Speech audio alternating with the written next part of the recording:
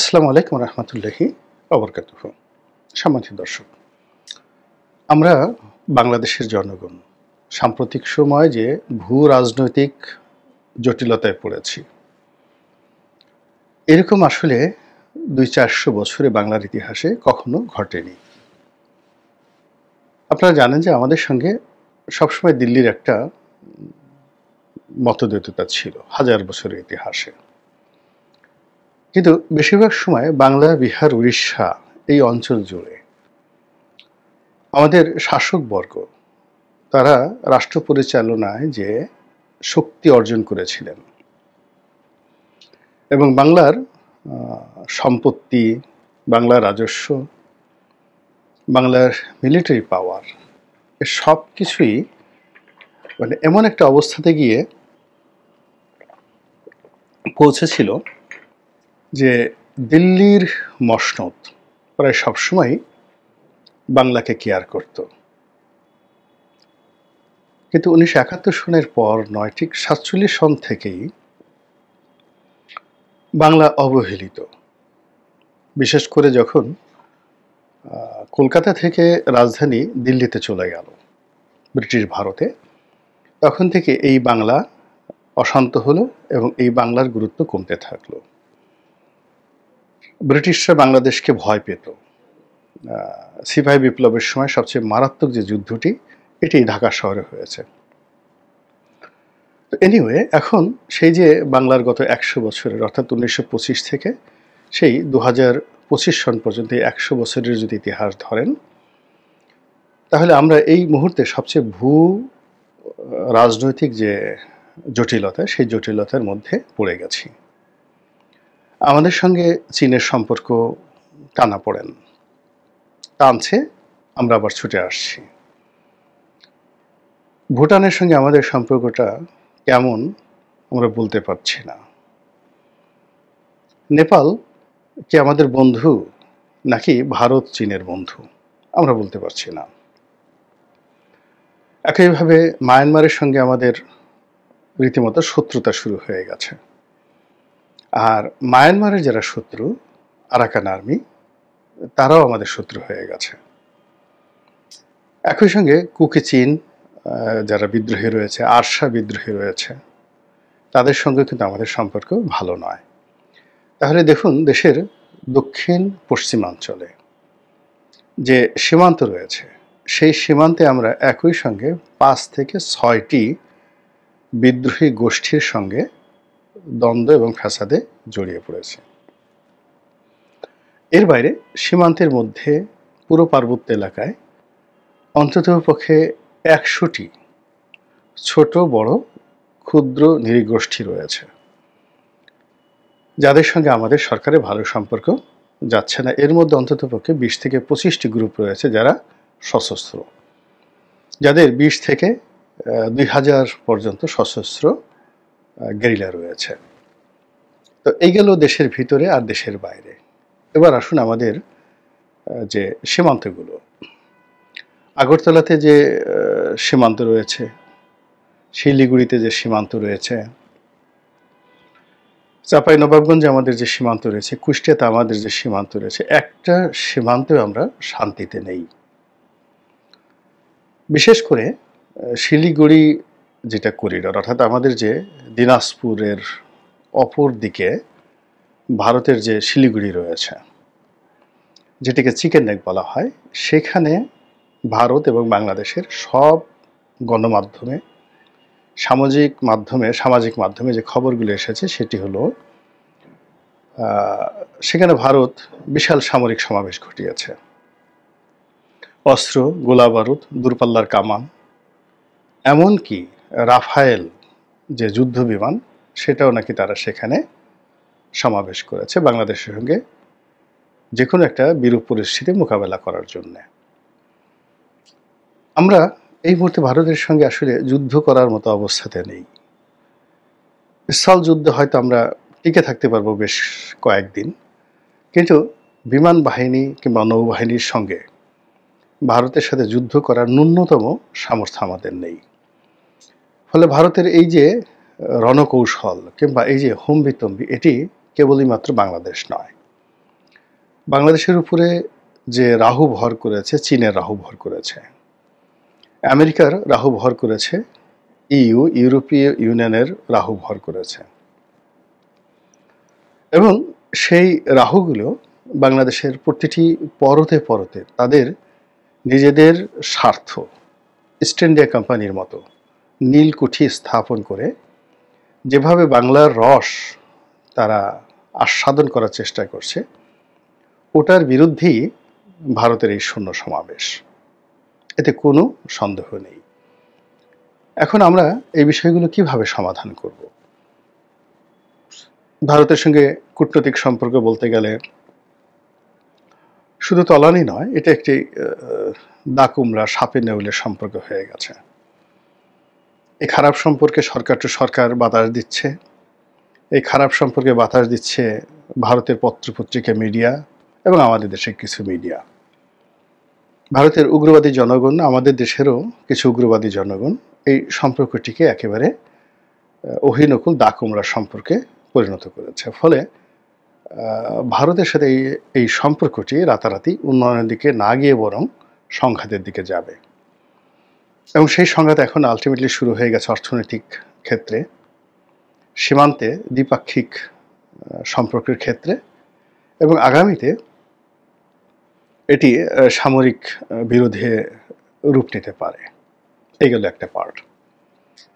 দ্বিতীয় একটা পার্ট হলো যে এই যে ভারতের সঙ্গে মায়ানমারের সঙ্গে কিংবা পার্বত্য অঞ্চলে আমাদের যে অশান্ত অবস্থা যাচ্ছে, কিংবা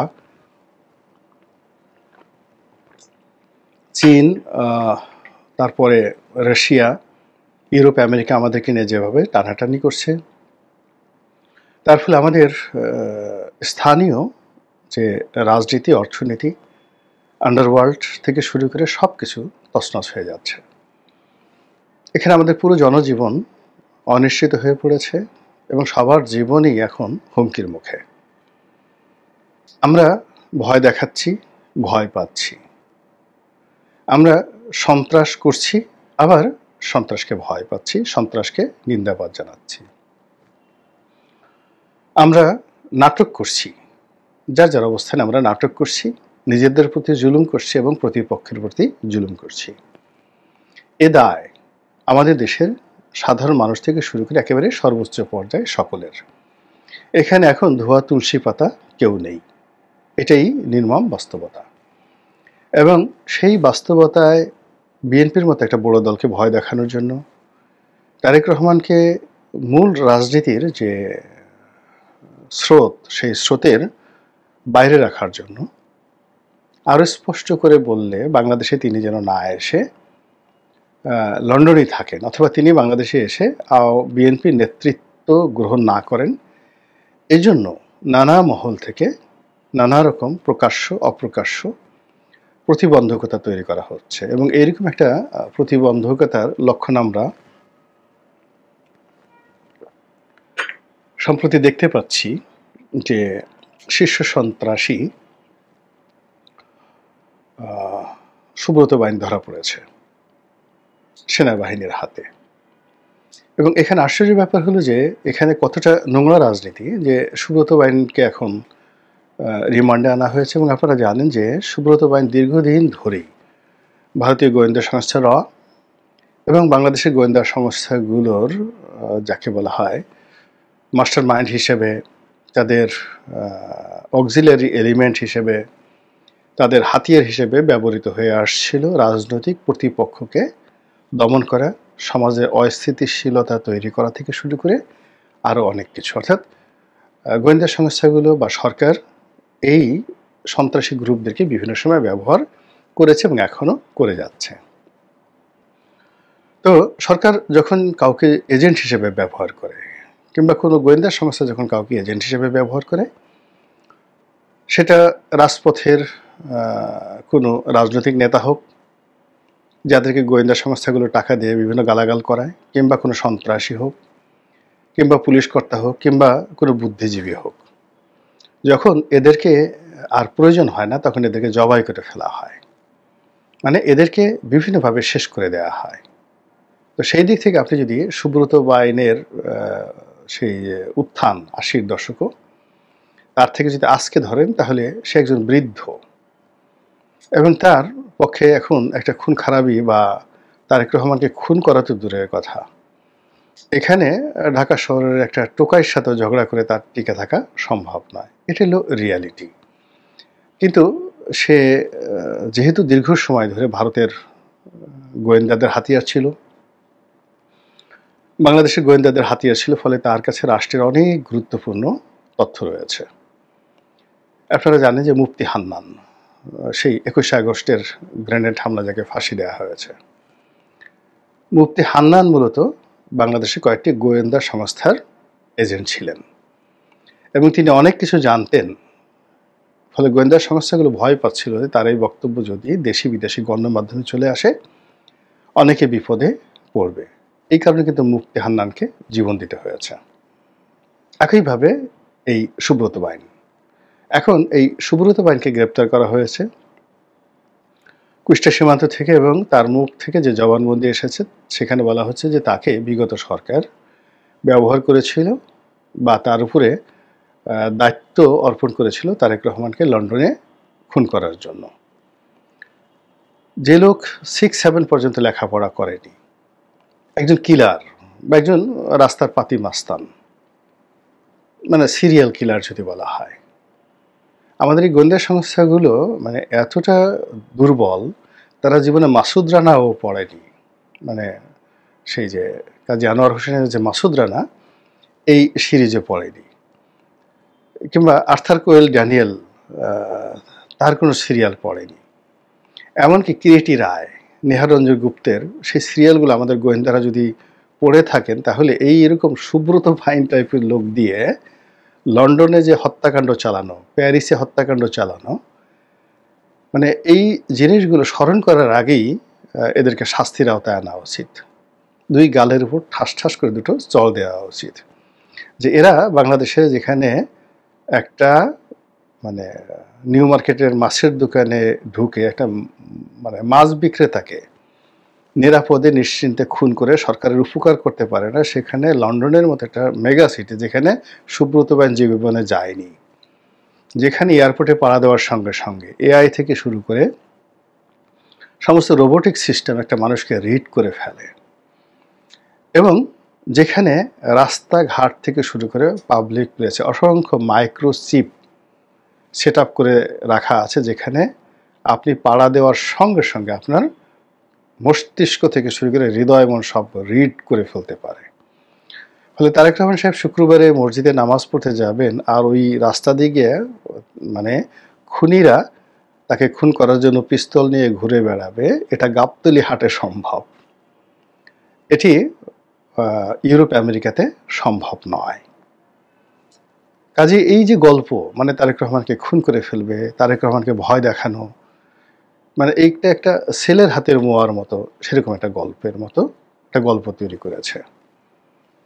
এই গল্প শুধু দুর্বল নয়, এটি শিশু সুলভও নয়। এটা যদি আপনি কোনো গরুকে মানে আপনি শোনান, কোনো ছাগলকে এই ধরনের গল্প শোনান, গরু ছাগল রীতিমতো বমি করে দেবে। এই বর্তমান জমানাতে গরু ছাগলের অনেক বুদ্ধি আছে। তো যাই হোক, এরকম সুব্রত বাইনকে গ্রেপ্তার করে তার মাধ্যমে তারেক রহমানকে খুন করা হবে, এই যে গল্প, এখন সেই গল্প মানে কি বলবো, আর বলার দরকার নেই। এটি তারেক রহমানও ভয় পাবেন না, বিএনপিও ভয় পাবেন না, আর এতে কোনো উপকার হবে না। বরং এই ধরনের গল্প যারা মানে তৈরি করেন, তাদের মন মস্তিষ্ক, তাদের অসুস্থতা, তাদের মানসিক বৈকল্য সম্পর্কে আপনি আমরা একটা তামার পাতে লিখে দিতে পারি যে এইগুলো রাষ্ট্রের জন্য, তারা যেখানে যেখানে আছে একটা আপদ বিপদ বালা মুসিবত। এই গেল এক। 2 নম্বর হলো যে এই ঘটনার সাথে যদি দেশি বিদেশি গোয়েন্দা সংস্থা জড়িত থাকে, আপনি জানেন যে নির্বোধ এমন একটা প্রাণী, আপনি ইবলিসকে ভয় না পেলেও নির্বোধকে ভয় পেতে হবে। এই কারণ হলো নির্বোধ আপনাকে উপকার করতে গিয়ে আপনার সর্বনাশ করে ফেলবে, আপনাকে ভালোবাসতে গিয়ে আপনাকে কামড় দিয়ে বসবে, আপনাকে আলিঙ্গন করতে গিয়ে আপনাকে মেরে ফেলবে। এই হলো নির্বোধের সাধারণ বৈশিষ্ট্য। এবং নির্বোধ সম্পর্কে বলা হয় দ্য স্টুপিড অ্যান্ড ননসেন্স, যে যেখানে শয়তান যেতে সাহস পায় না, দ্য ক্রিটিক্যাল ট্রায়াঙ্গেল, তো সেখানে একজন বেকুব অনায়াসে চলে যায়। তো এরকম বেকুবের পাল্লায় যদি রাষ্ট্র থাকে, এরকম বেকুবের পাল্লায় যদি দেশের স্পর্শকাতর প্রতিষ্ঠানগুলো থাকে, তাহলে এই বেকুবদের কারণে সবচেয়ে বেশি বিপদে পড়বেন বর্তমান সরকারের যারা কর্তা ব্যক্তি রয়েছেন, ডক্টর মোহাম্মদ ইউনূস এবং তার সঙ্গী সাথীরা। আল্লাহ তাদেরকে হেফাজত করুন ও রহম করুন, এবং আমাদের এই জাতি গোষ্ঠীকে অন্তত দেশ চালানোর জন্য যতটুকু মেধা দরকার, যোগ্যতা দরকার, সেটি দান করুন। আসসালামু আলাইকুম রহমতুল্লাহি ওয়া বারাকাতুহু।